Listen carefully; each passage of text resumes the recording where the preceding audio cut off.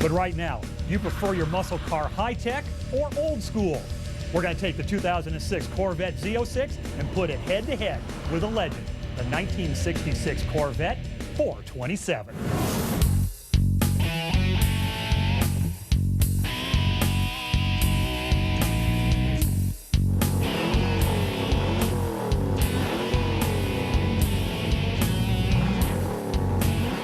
Back in 1966, the heyday of the American muscle car, this was the baddest Corvette you could buy, the 427 Stingray.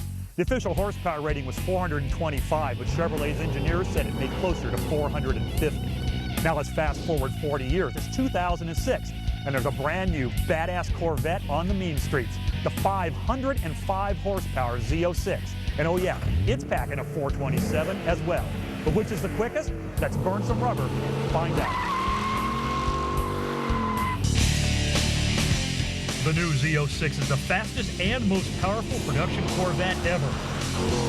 But to an old-school muscle car lover, there's nothing like a big block Stingray. And 1966 was the first year of the ground-pounding 427. The new Corvette Z06 is one intimidating mother. And this time, Chevy's not trying to hide the horsepower. Under the special carbon fiber hood lives the new all-aluminum LF7. This beast ripples with 7 liters of displacement, sparks out 505 horsepower at 6,300 RPM and 470 pound-feet of torque. Wrap the throttle and the best music this side of a NASCAR motor pours out of the titanium dual exhaust. About the only styling similarity between the 2006 and the 1966 is the shape of the roofline. At first glance, the new Corvette looks like a much larger and heavier car than the sleek Stingray. But looks can be deceiving. Although the new Z06 is nearly 7 inches wider than its ancestor and rides on almost an 8-inch longer wheelbase atop a special aluminum chassis, it's only half an inch longer bumper to bumper and weighs about 100 pounds less. But factor in 40 years of inflation, and the $5,680 of the 66 Corvette comes pretty close to equaling the new car sticker of about 66 grand.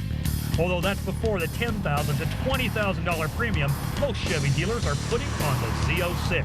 As state-of-the-art as the 1966 Stingray was in its day, the new Z06 wears massively larger wheels, tires, and disc brakes.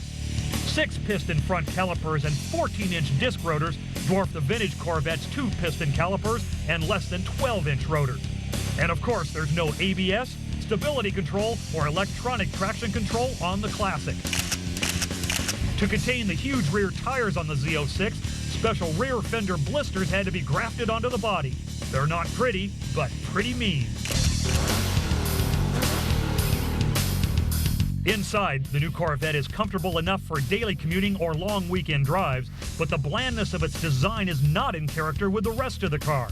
By comparison, the classic Stingray's cockpit is as photogenic as a supermodel, with attention to styling detail not found in the Z06. There's good legroom, big legible gauges, and flat but comfortable seats which do nothing to hold you in place while you're hanging it out in a corner. Tackle that same corner in the Z06, and with the stability control set on competitive driving mode, you can cook through it fast, a bit sideways, and in complete control. Pick a turn, any turn, and the Z06 can power through it at least 50% faster and a whole lot safer than the Stingray. With so much torque on tap, either Corvette can strip the tread off its rear tires in short order. The vintage big block nails 0 to 60 in 5 seconds flat and roars through the quarter mile in 12.6 seconds at 111 miles an hour. That was way fast in its day for a completely stock car. But the new Z06 is incredible. Hitting 60 in just 3.5 seconds and annihilating the quarter mile in a mere 11.7 seconds at 125 miles an hour. Top speed is a mind-blowing 198. Yeah, the new Z06 can eat the classic Stingray's lunch in virtually any test, but the 1966 427 Vet is still one of the best muscle cars of all time. Fewer than 10,000 Z06s will be built in 2006, and a bunch of them have already gone to buyers in Europe.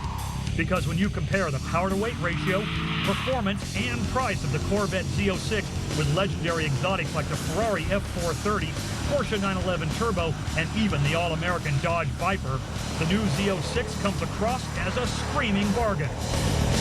So with the market price of either of these cars somewhere between 75 and 85 grand, which one do you buy?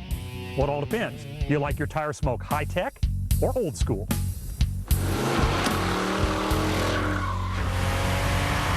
Well, 2006